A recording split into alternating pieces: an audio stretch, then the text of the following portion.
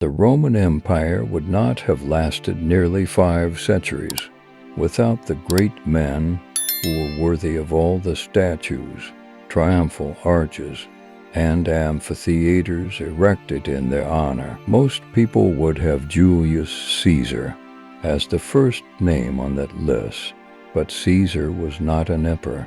He was the last leader of the Roman Republic, an appointed permanent dictator.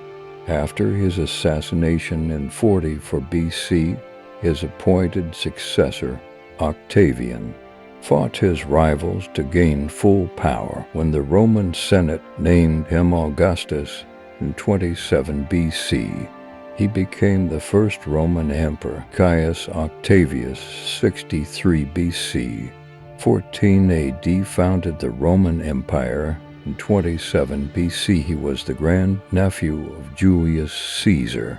Augustus' enormous personal power, won in a bloody struggle, meant he had no rivals.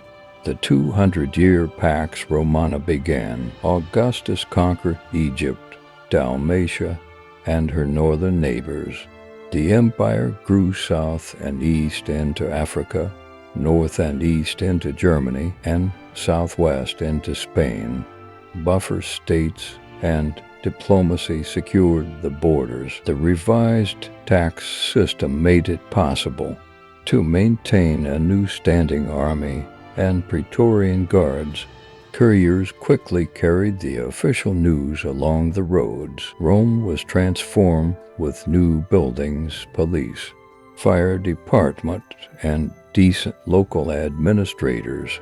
He was generous to the people, paying huge sums to citizens and veterans for whom he bought land to retire. His last words to himself were, "That I play my part well, then applaud as I leave." His last public utterance, "Behold, I found Rome in clay, and I leave it to you in marble," was just as true. Marcus Ulpius Trajan, AD 53117, is one of a succession of 5 good emperors, 3 of whom are listed here.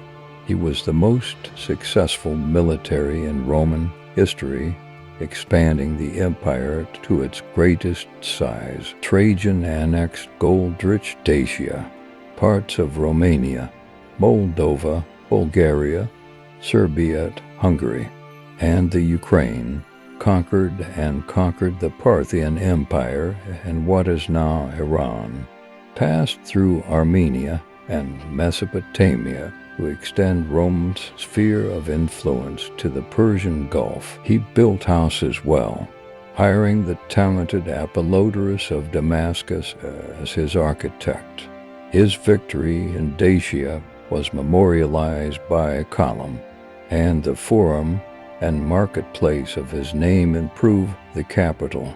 Elsewhere, impressive bridges, roads, and canals improved military communications. He devalued the silver denarius to finance the costs of the huge war booty for public works, provision of food, and subsidized education for the poor, and the great games. Publius Aelius Hadrian, AD 76, AD 138, is best known today for the magnificent wall that marked the northern border of the empire in Britain. He traveled extensively and was educated, promoting Greek philosophy. Unique among emperors, Hadrian visited almost every part of his empire, building great fortifications both in Britain and on the borders of the Danube and the Rhine. His reign was largely peaceful. He detached himself from some of Trajan's conquests, strengthening the empire from within by undertaking major infrastructure projects, inspecting, and training the army during his travels when he was at war. He could be brutal. 580,000 Jews died in the wars in Judea. A great admirer of Greek culture, Hadrian turned Athens into a cultural capital and patronized the arts and architecture. He himself wrote poetry, among many impressive building projects. Hadrian oversaw the rebuilding of the Pantheon with its magnificent dome. The historian Edward Gibbon wrote that Hadrian's reign was the happiest era in human history. Marcus Aurelius Antoninus Augustus 1-1180 AD was an emperor-philosopher and the last of the 5 good emperors. Marcus' reign was characterized by tolerance of free speech, even if it was critical of the emperor himself. He was even able to rule with Lucius Verus during the first 8 years of his reign. The less academic Lucius played a leading role in military affairs, despite constant military and political turmoil. Marcus' competent administration responded well to crises such as the Tiber flood of 162. He intelligently reformed the currency in response to changing economic circumstances and chose his advisors well. He was praised for his mastery of the law and justice. Several sites could be written about the lecherous behavior of Roman emperors, but Mark was moderate and lenient both in his personal life and as emperor. Militarily, he conquered the resurgent Parthian Empire and won wars against the Germanic tribes that threatened the empire's eastern borders. The historian of his reign, Cassius Dio, wrote that his death marked the descent from a kingdom of gold to a kingdom of iron and rust. Marcus is still regarded today as an important author of a Stoic philosophy that values duty to others, respect for them, and self-control.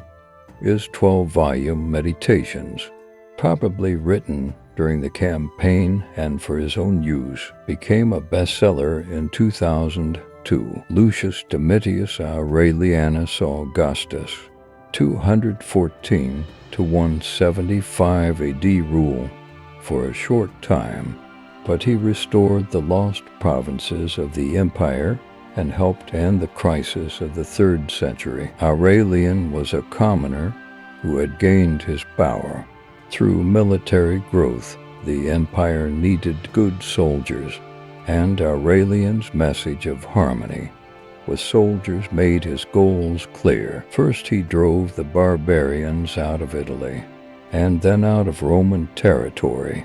He defeated the Goths in the Balkans and wisely decided not to defend Dacia. Buoyed by these victories, he overthrew the Pomeranian Empire, which had grown out of the conquered Roman provinces in North Africa and the Middle East, important sources of grain for Rome. Next were the Gauls in the west, which completed the complete reunification of the empire and earned Aurelian the title Restorer of the World. He didn't just fight a war, he brought stability to a religious and economic life, restored public buildings, and beat corruption. Had he not been assassinated in a conspiracy orchestrated by a secretary who feared punishment for a minor lie, he might have left an even better legacy. In any case, Aurelian's reign secured the future of Rome for another 200 years. The danger he was in is evidenced by the massive Aurelian walls he built around Rome, which have been partially preserved to this day.